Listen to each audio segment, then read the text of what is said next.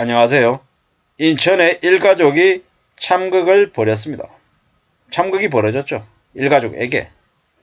자녀 사진 걸고 포잡을 뛰던 아빠였다고 하는데 도대체 무슨 일이 벌어진 걸까요? 이 기사 내용을 찬찬히 읽어보다 보면 좀 많이 놀라운 일들이 있습니다. 살고 있던 주택 2층을 찜질방으로 개조하고 임대를 내주고 온라인 쇼핑몰도 하고 인테리어 시공도 부업하고 뭐 이래저래 여러가지 일을 했답니다. 뭐 3억짜리 집을 사는데 1억의 빚을 지고 뭐 이래저래 겉으로 볼 때는 뭐 화목해 보였답니다. 현재 2021년부터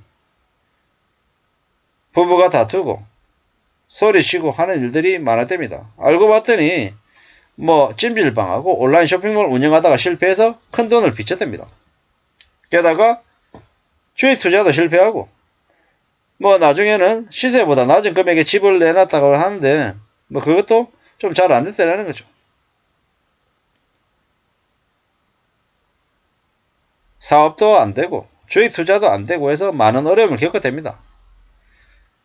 뭐 실제로는 주식 투자에서 아마 빚이 아마 더 크지 않았을까라고 추정을 해보고요. 이래저래 우리가 살아가다 보면 생각처럼 흘러가지 않은 일들이 많죠. 근데 왜 이제 자식이 부모의 전유물이 아니라는 거죠. 근데 왜 저러한 끔찍한 일을 벌였느냐? 사실상 살인입니다. 뭐 다른 뉴스에서는 엄마와 아들이 모의해서 아빠를 그렇게 한 일이 있었습니다. 충격이죠. 충격입니다. 이러한 일들이 이제 엄청나게 많이 나오는 것 같습니다. 충격이죠. 충격.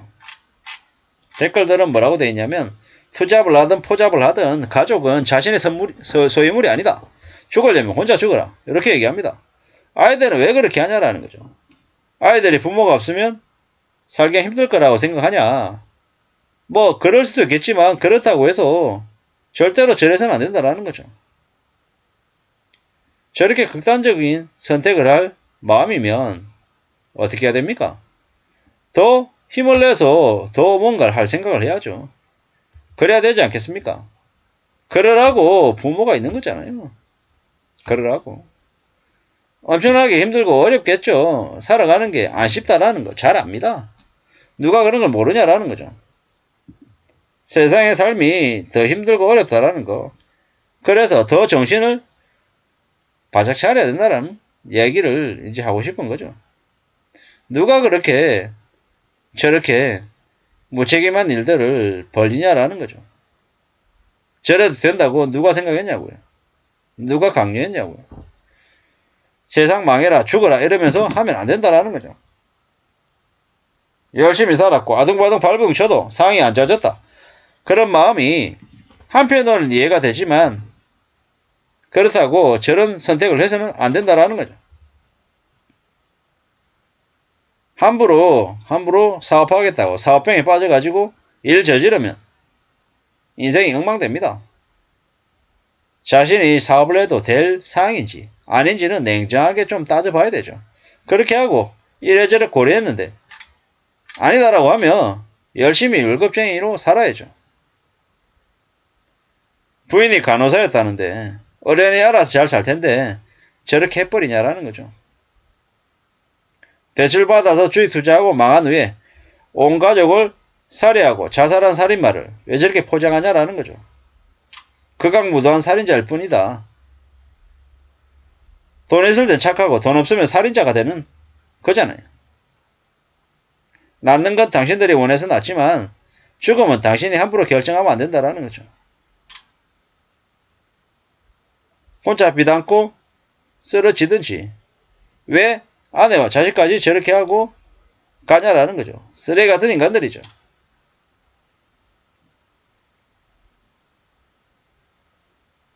참 많은 생각입니다. 저기 뭐라 그러냐면 저 수억 원의 빚이라는 건 대부분 주식으로 일어난 빚일 거다. 인테리어는 주문 들어오면 고객이랑 현장 보면서 자재 정하고 작업 일정 정하는 거라 빚이랄 게 필요가 없고 인테리어 업자면은 찜질방 디테일한 거 직접 했을 테니까 비용도 적게 들었을 거다. 근데 주식해가지고 수억 원의 빚을 졌다라고 하는 건 아마 공매도나 선물 옵션 같은 걸 했어야 될 텐데 괜히 무슨 깡으로 투기를 한 건가라는 거죠. 굉장히 이기적이고 잔인한 놈이다라는 거죠. 참 어처구니가 없죠. 댓글에 뭐라고 되어 있냐면 차라리 죽을 거면 생명보험 많이 들고 2, 3년 고생하고 가족들 살 길 마련해주고 혼자 가든지 왜 저렇게 하냐라는 거죠. 참 많은 충격들이 듭니다. 사업을 할 때는 항상 실패할 때를 대비한 플랜 B가 있어야 된다는 거죠. 성공할 거란 보장도 없는데 시작해보고 실패가 닥치면 빚에 허우적거리다가 가족까지 힘들어지는 극단적인 일들이 생긴다는 거죠. 개사이코들이라는 겁니다. 사업에 실패했을 때 멘탈이 터져서 제대로 공부도 안 한 상태에서 주식해서 더 망하고 막장이죠. 공부를 해도 될까 말까 하는 건데 요행 바라다가 더 엉망이다라는 거죠. 참 나쁜 놈들이다. 참 쓰레기들이다라는 거죠. 인간 말종이다라는 겁니다. 참 많은 생각들이 들죠. 저게 무슨 가정이냐라는 거죠. 저런 인간들은 절대로 가정을 건사할 자격이 없는 놈들이죠. 앞으로 가정 내 참사가 더 많이 날 것 같습니다. 왜냐? 경제가 더 안 좋아질 거기 때문이죠.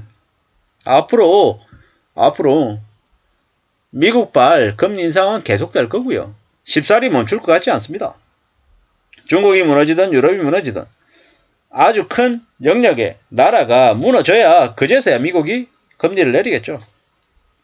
그리고 금리를 내려도 한국이 금세에 따라서 금리를 내릴 수 없습니다. 이미 한국과 미국의 금리 격차가 1.5%이기 때문에 그 격차만큼이 해소가 되려면 최소 1년 이상의 시간이 필요하다고 봅니다. 앞으로 안 좋아질 일만 넘쳐난다.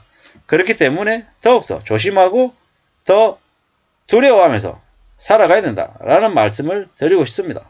우리의 삶이 얼마나 힘들고 얼마나 충격적인지는 안 봐도 비디오다. 앞으로 우리는 더 보수적으로 살아야 되고 더 착실하게 푼돈도 아끼고 절약하면서 살아야 된다라는 말씀을 드리고 싶습니다. 그래야지만이 이 힘들고 어려운 현실을 지켜낼 수 있을 것 같습니다. 별것 없다. 남들 다 그렇게 산다. 빚 없는 사람이 어디냐? 라고 얘기한 놈의 입을 찢어버리십시오. 그리고 절대로 그런 놈들 가까이 하지 마시고 최대한 삶을 보수적으로 착실하게 살아가야 된다. 라는 말씀을 드리면서 마실까 합니다. 감사합니다.